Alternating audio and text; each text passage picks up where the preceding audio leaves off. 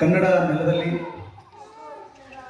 Japan ಕಲಾವಿದರು ಇಲ್ಲಿ ಬಂದು ತಮ್ಮ ಜಾನಪದ ಶೈಲಿಯ ವಾದ್ಯವನ್ನು ನುಡಿಸುವಂತಹ ಒಂದು ವಿಶೇಷವಾದಂಥ ಕಾರ್ಯಕ್ರಮವನ್ನು ಕಳೆದ 4 ವರ್ಷಗಳ ಹಿಂದೆ ಇದೇ ನಮ್ಮ ಜಂಬೆ ಬಾಬು ಅವರು ಒಂದು ಇಂಟರ್ನ್ಯಾಷನಲ್ ಬುದ್ಧಿಸ್ಟ್ ಕಲ್ಚರಲ್ ಫೆಸ್ಟ್ ಅಂತ ಮಾಡಬೇಕು ಅಂತ ಹೇಳಿ ಒಂದು 2019 ಅಂತ ಅನಿಸುತ್ತೆ ಕರ್ನಾಟಕ ಬೌದ್ಧ ಸಮಾಜದ ಬುದ್ಧ ಭವನದಲ್ಲಿ ಇಲ್ಲಿ ಹಿರಿಯರಿದ್ದಾರೆ, ಜಪಾನ್ನ ಹಿರಿಯ ಕಲಾವಿದರು, ಅವ್ರ ಮೂಲಕ ಒಂದು ಸಭೆಯನ್ನು ನಡೆಸಿದರು.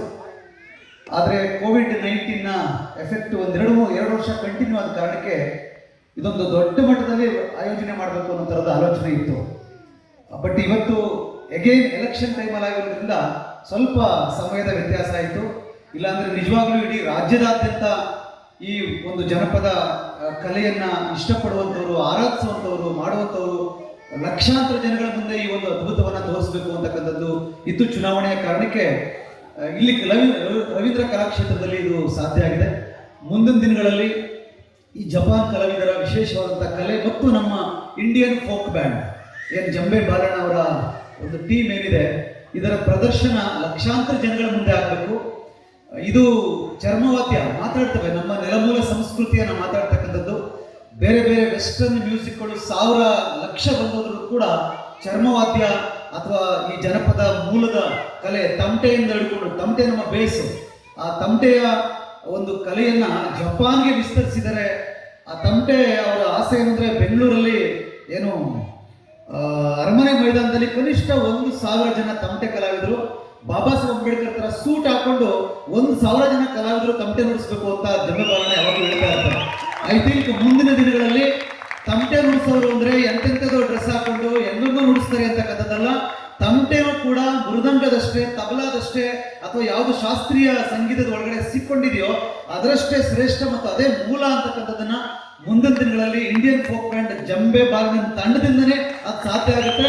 ಅದಕ್ಕೆ ನಾವೆಲ್ಲರೂ ಕೂಡ ಸಾಥ್ ಕೊಟ್ಟು 1000 ಜನ ತಮಟೆ ನುಡಿಸುವಂಥ ಅದ್ಭುತವಾದಂಥ ಕೆಲಸವನ್ನ ನಾವು ಬೆಂಗಳೂರಲ್ಲಿ ಮಾಡೋಣ. ಅದಕ್ಕೆ ನಮ್ಮ ಹುಲಿಕುಂಟೆ ಮೂರ್ತಿಗಳು ಇರ್ಬೋದು, ಇಲ್ಲಿರ್ತಕ್ಕಂಥ ಎಲ್ಲ ಬುದ್ಧ, ಬಸವ, ಅಂಬೇಡ್ಕರ್ ಅವ್ರನ್ನ ನೆಲಮೂಲ ಸಂಸ್ಕೃತಿಯನ್ನ ಗೌರವಿಸ್ತಕ್ಕಂಥವ್ರು, ಉಳಿಸ್ಬೇಕು ಅಂತಕ್ಕಂಥವ್ರು ಖಂಡಿತವಾಗ್ಲೂ ಮುಂದಿನ ದಿನಗಳಲ್ಲಿ ಆ ಥರದೊಂದು ಅದ್ಭುತ ಇಂಡಿಯನ್ ಫೋಕ್ ಬ್ಯಾಂಡ್ ಇಂದ ಸೃಷ್ಟಿಯಾಗಲಿ. ಅದಕ್ಕೆ ನಮ್ಮ ಸಂಪೂರ್ಣವಾದಂಥ ಏನೋ ಜವಾಬ್ದಾರಿಯನ್ನು ತೆಗೆದುಕೊಳ್ತೀವಿ, ಹೊಣೆಗಾರಿಕೆಯನ್ನು ತೆಗೆದುಕೊಳ್ತೀವಿ, ಜೊತೆಗೆ ನಿಂತ್ಕೊಳ್ತೀವಿ ಅಂತಕ್ಕಂಥ ಮಾತನ್ನ ಹೇಳ್ತಾ ಬಹಳ ಅದ್ಭುತವಾದಂಥ ಕಲೆಯನ್ನು ಪ್ರದರ್ಶನ ಮಾಡಿದ್ದಾರೆ ಜಪಾನ್ನ ಕಲಾವಿದರು. ಅವರು ನಿಂತ್ಕೋತಾ ಶೈಲಿ ನಾವು ಗಮನಿಸ್ತಾ ಇದ್ವಿ. ನುಡಿಸ್ಬೇಕಾದ್ರೂ ಒಂದು ಕರಾಟೆ ಅಥವಾ ಒಂದು ಎದುರಾಳಿಗಳನ್ನ ಏನು ಆಹ್ವಾನ ಮಾಡೋ ರೀತಿಯಲ್ಲಿ ನಿಂತ್ಕೋತಾ ಇದ್ರು. ಆ ನಿಂತ್ಕೊಳ್ಳೋ ಭಂಗಿನೂ ಬಹಳ ಅದ್ಭುತ ಅನಿಸ್ತಾ ಇತ್ತು. ಈ ತಮಟೆ ಅನ್ನೋದು ಎಲ್ಲಿಂದ ಶುರುವಾಯಿತು ಅಂತ ನೆಲಮೂಲವನ್ನು ಹೇಳಿದ್ರೆ, ಜನಪದರು ಈ ಅಸ್ಪೃಶ್ಯ ಸಮುದಾಯಗಳನ್ನ ಊರಿಂದ ಆಚೆ ಇಟ್ಬಿಟ್ಟು ಅವ್ರ ಮೇಲೆ ನಿತ್ಯ ದಬ್ಬಾಳಿಕೆ ಮಾಡ್ತಾ ಇದ್ರು, ದಿನನಿತ್ಯ ದಬ್ಬಾಳಿಕೆ ಮಾಡ್ತಿದ್ರು, ಮನೆಯಲ್ಲಿ, ಹೊಲದಲ್ಲಿ, ಹೆಣ್ಮಕ್ಳ ಮೇಲೆ, ಗಂಡು ಮಕ್ಕಳ ಮೇಲೆ. ಈಗ ಅವ್ರನ್ನ ವಾಪಸ್ ಬೈಬೇಕಲ್ಲ, ಶೋಷಕರನ್ನ ಶೋಷಣೆ ಮಾಡಿದವ್ರನ್ನ ವಾಪಸ್ ಬೈಬೇಕಲ್ಲ, ಬಾಯಿ ಬಿಟ್ಟು ಬೈದ್ರೆ ಮತ್ತೆ ಶಿಕ್ಷೆ ಆಗ್ತಾ ಇತ್ತು. ಹಾಗಾಗಿ ಅವ್ರಿಗಾದಂಥ ನೋವನ್ನ ಹೇಳ್ಕೊಂಡು ಶೋಷಕರಿಗೆ ಚರ್ಮ ಸುಲಿಯುವಂತ ರೀತಿಯಲ್ಲಿ ತಮಟೆಯನ್ನು ಬಡಿತಾ ಇದ್ರು ಅಂತ. ಇಲ್ಲಿ ತಮಟೆ ಬಡತನವಲ್ಲ, ಅದು ನುಡಿ ಅಂತ, ತಮಟೆಯ ನುಡಿ ಅಂತ ನುಡಿತಕ್ಕಂಥದ್ದು ಅಲ್ಲಿಂದ ಶುರುವಾಗುತ್ತೆ. ಇದೊಂದು ಏನು ಒಂದು ಪ್ರತಿರೋಧದ ಧ್ವನಿ. ತಮಟೆ ಅಂತ ಹೇಳಿದ್ರೆ ಒಂದು ಪ್ರತಿರೋಧದ ಧ್ವನಿ. ಅದರ ಮೂಲಕ ಕಲೆ, ಅದರ ಮೂಲಕ ಸಾಹಿತ್ಯ, ಅದರ ಮೂಲಕ ನಮ್ಮ ಇಡೀ ಸಂಸ್ಕೃತಿ ಅಡಗಿದೆ ಅಂತಕ್ಕಂಥದ್ದನ್ನ ಜಪಾನ್ ತನಕನೂ ಅದು ಹರಡಿದೆ. ಮತ್ತೆ ಅವರು ಕಂಸಾಳೆ ನುಡಿಸೋಕೆ ಶುರು ಮಾಡೋದು. ಕಂಸಾಳೆ ಅದು ಏನು ಸೌಂಡ್ ನೀವು ಗಮನಿಸಿದ್ರಿ ಅಂತ ಅನ್ಸುತ್ತೆ. ಮಲೆ ಮಾದಪ್ಪನ ಕಂಸಾಳೆ ಜಪಾನ್ ತನಕನೂ ಹೋಗಿದೆ, ಅಥವಾ ಜಪಾನಿಂದ ಇಲ್ಲಿ ಕಂಸಾಳೆಯಲ್ಲಿ ಬಂದಿದೆಯೇನೋ ಅಂತ ಅನಿಸ್ತಾ ಇತ್ತು. ಮಲೆ ಮಾದಪ್ಪನನ್ನ ನಾವು ಮೂಲ ಬೌದ್ಧ ಬಿಕ್ಕು ಅಂತ ಏನು ಕರಿತೀವಿ, ಆ ಮಲೆ ಮಾದಪ್ಪನ ಕಂಸಾಳೆಯನ್ನು ಎಷ್ಟು ಭೀನವಾಗಿ ನುಡಿಸ್ತಾ ಇದ್ರು ಅಂದ್ರೆ ಮುಖ ನೋಡಿದಾಗಷ್ಟೇ ಬೇರೆ ದೇಶದವರು ಅಂತ ಅನಿಸ್ತಾ ಇತ್ತು. ಆ ಸೌಂಡ್ ಕೇಳಿಸುವಾಗ ನಮ್ಮ ಅಣ್ಣ ತಮ್ಮಂದ್ರು, ನಮ್ಮ ಅಕ್ಕ ತಂಗಿರು, ನಮ್ಮ ಜನನೇ ಒಟ್ಟಿಗೆ ಇಲ್ಲಿ ನುಡಿಸ್ತಾ ಇರ್ತಕ್ಕಂಥ ಭಾವ ನಮಗೆ ಫೀಲ್ ಆಗ್ತಾ ಇತ್ತು. So thank you so much Japan ಎಲ್ಲ ಕಲಾವಿದರಿಗೆ. ಇನ್ನು ಇಂಡಿಯನ್ ಫೋಕ್ ಬ್ಯಾಂಡ್ ಮತ್ತೆ ನಮ್ಮ ಮಹಿಳಾ ಸಹೋದರಿಯರು ತಮಟೆ ನುಡಿಸಿದ್ರು, ಬಹಳ ಅಮೇಝಿಂಗ್ ಆಗಿತ್ತು. 4 ಜನ 40 ಜನ ಹಿಂಗೆ ದೊಡ್ಡ ಸ್ಟೇಜ್ ಮೇಲೆ ನುಡಿಸೋ ಥರ ಆಗಲಿ. ಸಹೋದರಿ ಉಮಾ ಹೇಳಿದಾಗೆ ನಾವೆಲ್ಲ ಅವ್ರು ನುಡ್ಸೋಕೆ ಶುರು ಮಾಡಿದಾಗಿಂದ ಹಿಡ್ಕೊಂಡು ಕೊನೆ ತನಕ ಎದ್ದಿಂತ ಚಪ್ಪಾಳೆ ಹಾಕ್ತೀವಿ ಆ ದಿನಕ್ಕೂ ಕೂಡ. ಯಾಕಂದ್ರೆ ತಮಟೆ ಅಗೈನ್ ಒಂದು ಗಂಡಸರ ಕಲೆ ಅಲ್ಲ, ಅದು ಒಂದು ಕಲೆ ಅಷ್ಟೇ, ಹೆಂಗಸು ಗಂಡಸು ಅಂತಕ್ಕಂಥದ್ದೆಲ್ಲ ಅದ್ಭುತವಾಗಿ ನುಡಿಸಿದ್ದಾರೆ. ಇನ್ನು ಇಂಡಿಯನ್ ಫೋಕ್ ಬ್ಯಾಂಡ್ ಅಂತೂ ಯಾರು ಕಾಲು ಇಲ್ದಿರೋರು ಎದ್ದು ಕುಡಿಬೇಕು ಅನ್ನೋ ರೀತಿಯಲ್ಲಿ ಅದ್ಭುತವಾಗಿ ಮಾಡಿದಿರಿ. ಜೊತೆಗಿದೆ ಗಾಯಕರು ಅದ್ಭುತವಾದಂಥ ಗಾಯಕರು ಹಾಡಿದ್ದಾರೆ. ನಮ್ಗೆ ತುಂಬ ಸಂತೋಷ ಆಗಿದೆ ಬಂಧುಗಳೇ. ಇದು ಚಳುವಳಿಯನ್ನು ಮುಂದುವರಿಸುವ ಭಾಗವಾಗಿ ಒಂದು ಕಲೆ, ಇನ್ನೊಂದು ಪ್ರತಿರೋಧ ಅಂತಂದ್ರೆ ಚಳುವಳಿಯನ್ನು ಮುನ್ನಡೆಸೋ ನಿಟ್ಟಿನಲ್ಲಿ ಈ ತರದ ಕಾರ್ಯಕ್ರಮಗಳು ಹೆಚ್ಚೆಚ್ಚಾಗಲಿ, ಈ ಎಲ್ಲರ ಜೊತೆ ನಾವು ಕಲಾವಿದರಾಗಿ ಜೊತೆಗಿರ್ತೀವಿ ಅಂತಕ್ಕಂಥದ್ದನ್ನ ಹೇಳ್ತಾ ಮಾತಾಡಲಿಕ್ಕೆ ಅವಕಾಶ ಕೊಟ್ಟಂತ ಎಲ್ಲರಿಗೂ ಒಂದಿಸ್ತಾ ನಾನು ಮಾತನ್ನು ಮುಗಿಸ್ತೀನಿ. ಜೈ Bhim. Thank you so much. Thank you sir. ದಯವಿಟ್ಟು ಶಿವಕುಮಾರ್ ಸರ್ ಮೇಲೆ ಬರಬೇಕು ದಯವಿಟ್ಟು ಸರ್. ಅಕ್ಕ ಕಡೆ IAS ಅಕ್ಕ ಅಕಾಡೆಮಿ ಡೈರೆಕ್ಟ್ರು ದಯವಿಟ್ಟು ವೇದಿಕೆ ಮೇಲೆ ಬರಬೇಕು.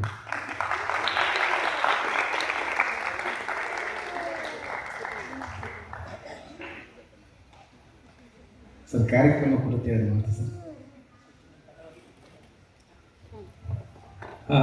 ಬಂಧುಗಳೇ, ನಾನು ತಡವಾಗಿ ಬಂದದಕ್ಕೆ ಕ್ಷಮೆನೇ ಕೇಳ್ತೀನಿ. ಜಂಬೆಯವರು ನನಗೆ ಬೇಗ ಬರಲಿಕ್ಕೆ ಹೇಳಿದರು. 7 ಗಂಟೆ 20 ನಿಮಿಷದಷ್ಟೊತ್ತು ಬಂದೆ. ಆವಾಗ ನಮ್ಮ ಜಪಾನ್ ಕಲಾವಿದರು ತಮಟೆಯನ್ನು ನುಡಿಸ್ತಾ ಇದ್ರು, ಕಂಸಾಳೆಯನ್ನು ನುಡಿಸ್ತಾ ಇದ್ರು. ತುಂಬ ಸಂತೋಷ ಆಯಿತು, ಭಾಳ ಖುಷಿ ಆಯಿತು. ಭಾಳ ಅದ್ಭುತವಾಗಿ ನುಡಿಸಿದ್ದೀರಾ. Definitely you are meditative. Definitely ನಾನು ಅದನ್ನೇ ಗಮನಿಸ್ತೇನೆ, ನಿಮ್ಮ ಏಕಾಗಿರುತ್ತೆ, ಅದೆಲ್ಲ ತುಂಬ ಇಷ್ಟ ಆಯಿತು. ಎಲ್ಲರಿಗೂ ಕೂಡ ಒನ್ಸ್ ಅಗೇನ್ ಧನ್ಯವಾದಗಳು. Thank you so much. All the best. Murthy sir, ಹಾಗೆ ಜಾನ್ ದೇವರಾಜ್ ಮೇಲೆ ಬರಬೇಕು ವೇದಿಕೆ ಮೇಲೆ. ಜಾನ್ ಮೇಲೆ ಬಂದಿದೆ ಪ್ಲೀಸ್. ಕ್ಷಮೆ ಇರಲಿ, ಜಾಸ್ತಿ ಮಾತು ಆಡಬಾರ್ದು, ಯಾಕೆಂದರೆ ಅವ್ರ ಮುಂದುಗಡೆ ಮಾತುಗಳು ಏನೇನೋ ಅಲ್ಲ. ನನಗೆ ಬಾಲು ಅಂದರೆ ಒಂದು ಅದ್ಭುತ, ಯಾವಾಗಲೂ ಅಷ್ಟೇ. ಬಾಲುನ ಮೀಟ್ ಆದಾಗಿಂದ ಇಲ್ಲಿವರೆಗೂ ಜಂಬೆ ಬಾಲು ಅಂದರೆ ಒಂದು ಅದ್ಭುತ ಫೀಲ್ ಆಗುತ್ತೆ ನನಗೆ. ಆಮೇಲೆ ನನಗೆ ಒಂದು ಸಣ್ಣ ಕತೆ ನೆನಪಾಗುತ್ತೆ. ಅಲಮಪ್ರಭು ಐತಿಹ್ಯದಲ್ಲಿ ಅಲಮಪ್ರಭುಗಳು ಅವರು ಪೂರ್ವಾಶ್ರಮದಲ್ಲಿ ನಗಾರಿ ಬಾರಿಸ್ತಾ ಇರ್ತಾರೆ. ನಗಾರಿ ಬಾರಿಸಬಾರ್ದು ಅಂತ ಅವ್ರ ಚಿಕ್ಕಪ್ಪ ಅವ್ರ ಕೈಗೆ ಎಂಚಲು ಬಿದ್ದಿರ್ತಾರೆ. ಅವತ್ತು ಮನೆ ಬಿಟ್ಟು ಹೋದಂಥ ಅಲಮಪ್ರಭುಗಳು ನಗಾರಿಯನ್ನು ಇಡೀ ರಾತ್ರಿ ನುಡಿಸ್ತಾರೆ. ಎಷ್ಟು ನುಡಿಸ್ತಾರೆ ಅಂದರೆ ಇಡೀ ಎರಡೂ ಕೈ ಚರ್ಮಗಳು ಪೂರ್ತಿ ಎಬ್ಬೋಗುವರೆಗೂ ನುಡಿಸ್ತಾರೆ. ಅಂದರೆ ಆ ದಾಸ್ಯದ ಚರ್ಮನೇ ನನಗೆ ಬೇಡ ಅಂತ. ನನಗೆ ಇವರು ಜಂಬೆ ಬಡಿಯೋದು ನೋಡಿದ್ರೆ ನನಗೆ ಅಲಮಪ್ರಭು ಅವ್ರ ನಗಾರಿ ಬಾರಿಸೋದು ನೆನಪಾಗುತ್ತೆ. ಇದು ನಮ್ಮ ಮಹೇಶ್ ಹೇಳಿದಲ್ಲ, ನೀವು ಹಳ್ಳಿಗಳ ಕಡೆ ಬಂದರೆ ಈ ಅರೆ ಮತ್ತು ತಮಟೆ ಜುಗಿಲ್ ಬಂದಿವಲ್ಲ ಗಡಿ ಇಬ್ಬರು ಮಾತಾಡ್ಕೊಳ್ಳೋದನ್ನ ನೋಡ್ಬೇಕು ನೀವು. ನಮಗೆ ಬಾಲು ಯಾಕೆ ಅದ್ಭುತ ಅಂತ ಹೇಳ್ತೀನಿ ಅಂದರೆ ಅದು ಎಲ್ಲಿನ ಜಪಾನ್ ನಮ್ಮದೇ, ಅದು ನಮ್ಗೆ ಗೊತ್ತಿದೆ. ಈಗ ನನಗೆ ಮಹೇಶ್ಗೆ ಶಿವಕುಮಾರ್ ಸರ್ಗೆಲ್ಲ ಗೊತ್ತಾಗುತ್ತದೆ ಯಾಕೆ ಜಪಾನ್ ಅವ್ರು. ಇವಾಗ ನಾವೇನಾದರೂ ಆ ಕಡೆ ಈ ಕಡೆ ಇಬ್ಬರು ನಿಲ್ಲಿಸ್ಬಿಟ್ಟು ಇಂಡಿಯಾದಲ್ಲಿ ನೀವಿಬ್ರು ಬಡೀರಿ ಅಂತಂದರೆ ಆ ಕಡೆ ನಿಂತಿರೋರು ಯಾವ ಕ್ಯಾಸ್ಟ್, ಈ ಕಡೆ ನಿಂತಿರೋರು ಯಾವ ಕ್ಯಾಸ್ಟ್ ಕಿತ್ತಾಡೋ ಸ್ಥಿತಿಲಿ ನಾವು. ಅಂದರೆ ಜಪಾನ್ ಥರದಲ್ಲಿ ಆ ಥರದ್ದೊಂದು ಕೋಆರ್ಡಿನೇಷನ್ ಬರುತ್ತಲ್ಲ, ಅವ್ರಿಗೊಂದು ಶ್ರದ್ಧೆ ಇದೆಯಲ್ಲ, ಯಾಕೆ ಅಂತ ನಮಗೆ ಗೊತ್ತಿದೆ. ಯಾಕೆ ಅಂತಂದ್ರೆ ಇಡೀ ಜಗತ್ತಿಗೆ ಅವರ ಆ ಥರದ್ದೊಂದು ಶಾಂತಿನ ಕಾನ್ಸಂಟ್ರೇಷನ್ ಕೊಡ್ತಿರೋಂಥವ್ರು. ನಾವು ಕೂಡ ಅದನ್ನು ನೋಡಿ ಎಷ್ಟು ಎದೆ ತುಂಬಂದಿದೆ. ಈ ಕಾರ್ಯಕ್ರಮ ಸ್ವಲ್ಪ ಬೇಗ ಆರ್ಗನೈಸ್ ಆಯಿತು. ನಿನ್ನೆ ಎಲ್ಲ ಸ್ವಲ್ಪ ಕಷ್ಟಪಟ್ಟು ಯಾವ್ಯಾವ ಪತ್ರಿಕೆಗೆಲ್ಲ ಕಳಿಸ್ತೀವಿ, ಪ್ರಜಾವಾಣಿಲಿ ಮಾತ್ರ ಒಂದು ಸ್ವಲ್ಪ ಇವತ್ತು ನಗರದಲ್ಲಿ ಇಂದು ಹಾಕಿದ್ರು. ಸುಮಾರು ಕೈಯಿಂದ ಒಂದು 10 ಲಕ್ಷ ರೂಪಾಯಿ ಖರ್ಚು ಮಾಡ್ಕೊಂಡಿದ್ದಾರೆ. ಯಾಕೆಂದರೆ ಅವ್ರನ್ನ ತುಂಬ ಚೆನ್ನಾಗಿ ನೋಡ್ಕೋಬೇಕು. ಇಂಡಿಯಾಗೆ ಬಂದಾಗ ಇವ್ರು ಹೋದಾಗ ಚೆನ್ನಾಗಿ ನೋಡ್ಕೋತಾರೆ ಅಂತ. ಯಾರ ಹತ್ರನೂ 5 ಪೈಸೆ ದುಡ್ಡು ಕೇಳಿಲ್ಲ ಚಂಬೆ ಬಾಲು. ಅದಕ್ಕೆ ನಾನು ಹೇಳಿದ್ದು, ಅದು ಹೆಂಗೆ ನಮಗೆಲ್ಲ ಒಂದು 2 ಲಕ್ಷ ರೂಪಾಯಿ ಕಾರ್ಯಕ್ರಮ ಮಾಡ್ಬೇಕಂತಂದರೆ 2 ತಿಂಗಳು ಕಷ್ಟಪಟ್ಟು ನಿದ್ಗೆಟ್ಟಿದ್ದೆಲ್ಲ ಮಾಡ್ತೀವಿ. ಇಷ್ಟು ದೊಡ್ಡ ಕಾರ್ಯಕ್ರಮನ ಇಷ್ಟು ಚೆನ್ನಾಗಿ ಮಾಡಿದ್ದಾರೆ. 2 ದಿನದಲ್ಲಿ ಉಮಾ ತಮಟೆ ಬೇರೆ ಎಲ್ಲರಿಗೂ ಕಲಿಸಿ ಎಲ್ರಿಗೂ ನಿಲ್ಲಿಸಿ ಅದೊಂದು ಗೌರವನ ನಮಗೂ ಕೊಟ್ಟಿದ್ದಾರೆ. ಇದು ನಿಜವಾಗ್ಲೂ ಅದ್ಭುತ. ಈ ಜಪಾನ್ ಮತ್ತು ನಮ್ಮ ಈ ಇಂಡಿಯನ್ ಫೋಕ್ ಬ್ಯಾಂಡಿನ ಈ ಒಂದು ಮ್ಯೂಚುವಲ್ ಕಲಾಯಾನ ಇದೆಯಲ್ಲ, ಇದು ಇಲ್ಲಿಂದ ಶುರುವಾಗಬೇಕು, ಮತ್ತೆ ಎಲ್ಗೋ ಹೋಗ್ಬೇಕಿದು. ಇದು ಮತ್ತೆ ವಾಪಸ್ಸು ಭಾರತಕ್ಕೆ ಬರಬೇಕು. ಇದು ನಮ್ಮದೇ, ಇದು ಮೂಲ ಬೌದ್ಧರ ಕಲೆಗಳಿವೆ ಇವು. ಇದು ನಾವು ಜೊತೆಲಿರ್ತೀವಿ ಬಾಲು, ನೀವು ಮಾಡ್ತಾನೆ ಇರಿ. ಈ ಜೊತೆಲಿರ್ತೀವಿ ಮತ್ತು ನಾವೆಲ್ಲನೂ ಬಿಟ್ಟು ಎಲ್ಲ ಭಿನ್ನಾಭಿಪ್ರಾಯಗಳನ್ನು ಬಿಟ್ಟು ನಿಮ್ಮ ಜೊತೆ ಇರ್ತೀವಿ. ಒಳ್ಳೆಯದಾಗಲಿ ನಿಮ್ಮ ಕೆಲಸಕ್ಕೆ. ಕೊನೆಯದಾಗಿ ತಂಡ ಎಲ್ಲದೂ ಕಲಾವಿದರ ಪರಿಚಯ ಆಗುತ್ತೆ. ನಂತರ ಅವರಿಗೆ ಜಪಾನ್ ಅವರಿಗೆ ಒಂದು ಗಿಫ್ಟ್ ಇದೆ ನಮ್ಮ ಕಡೆ. ಉಮಾ ವೈಜಿ ಕೋಲಾರ, ಮೇಘ್ನಾ ಬೆಂಗಳೂರು, ನವ್ಯ, ಅಶ್ವಿನಿ ಬೋಧ್, ಜೈತ್ CS, ನಾನು ದಾಂಡೇಲಿಂದ ಬಂದಿದ್ದೇನೆ. ಗೌತಮ್ ಮೌರ್ಯ, ಶಿವು,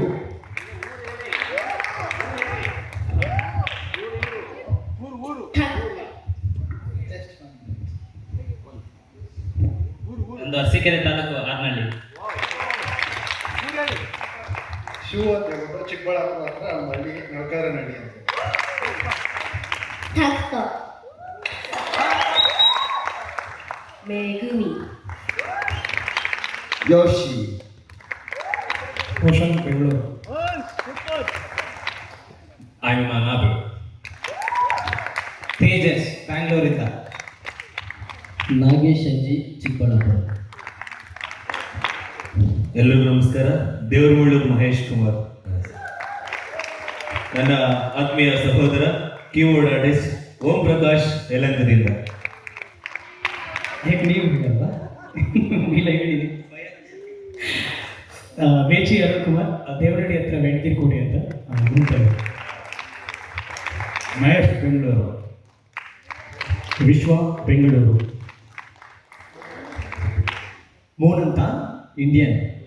ನನ್ನ ಹೆಸರಿಕ್ಕಿದ್ದು ರಾಮ್ ಎಲ್ಲಿದ್ದಾರೆ, ರಾಮ್ ಅಂತ, ಅವರು ನನಗೆ ಮೋಹನ್ ಅಂತ ಹೆಸರಿಕ್ಕಿದ್ದು.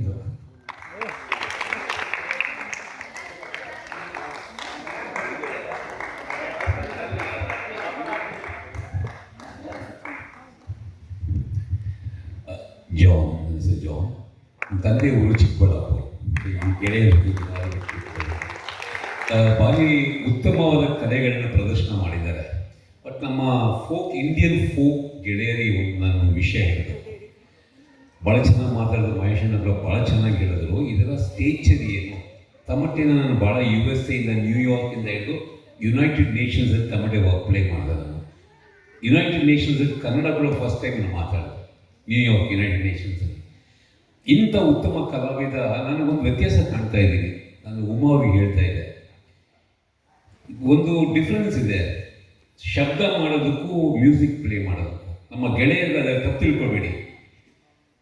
ಇಷ್ಟು ಉತ್ತಮ ಹಾಡುಗಳು ಹಾಡಿದಾಗ ನನಗೆ ಹಾಡು ಕೇಳ್ತಾ ಇಲ್ಲ, ಬರೀ ಡ್ರಮ್ಸ್ ಮಾತ್ರ ಕೇಳ್ತಾ ಇದೆ. ಸೊ ಏನು ಮಾಡಬೇಕು ನಾವು, ತಮಟೆನ ಭಾರಿ ಗ್ರೇಟ್ ಇನ್ಸ್ಟ್ರೂಮೆಂಟ್. ತಮಟೆಗಿಂತ ಇನ್ನೊಂದು ಇನ್ಸ್ಟ್ರೂಮೆಂಟ್ ಇಲ್ಲ. ಬಟ್ ತಮಟೆಗೆ ಸೌಂಡ್ ಸಿಸ್ಟಮ್ ಬೇಕಿಲ್ಲ, ಆ್ಯಂಪ್ಲಿಫೈ ಮಾಡೋದು ಬೇಕಿಲ್ಲ ತಮಟೆನ.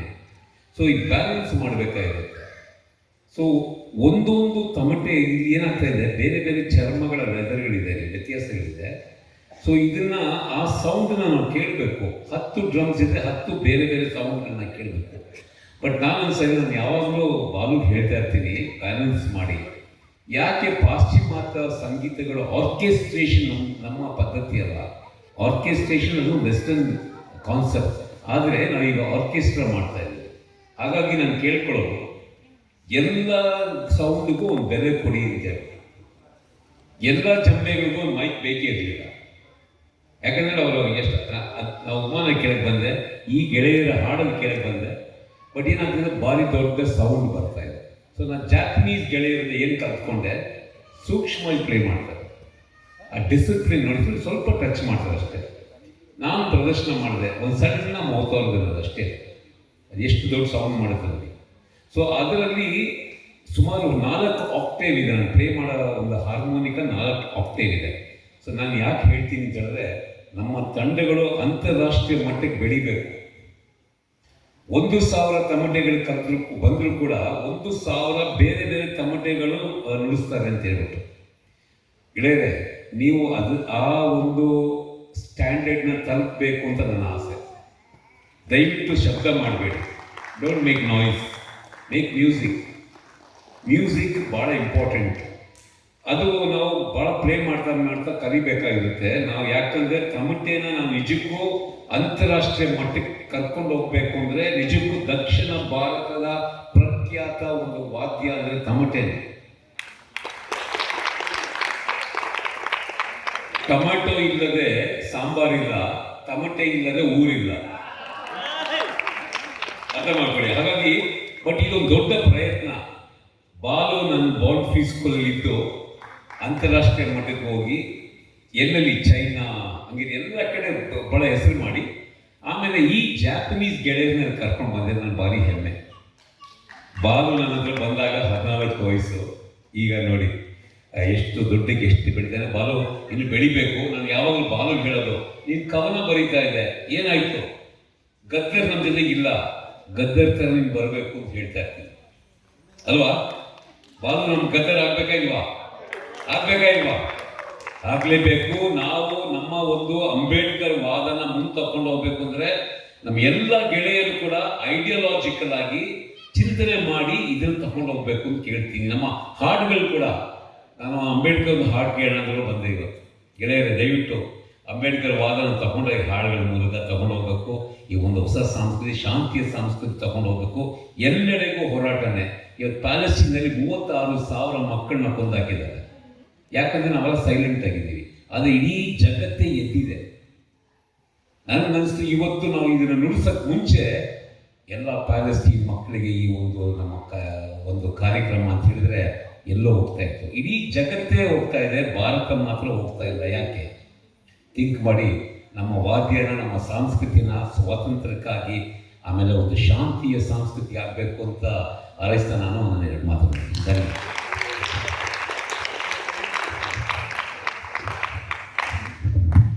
ಥ್ಯಾಂಕ್ ಯು ಜನ್. ಇದೀಗ ಇಂಡಿಯನ್ ಫೋಕ್ ಬ್ಯಾಂಡ್ ಕಡೆಯಿಂದ ಸ್ಮಾಲ್ ಗಿಫ್ಟ್ ಅವ್ರಿಗೆ ದಯವಿಟ್ಟು ಸರಿ ಬನ್ನಿ ಸರ್, ಈಗ ಬನ್ನಿ ಜನ್.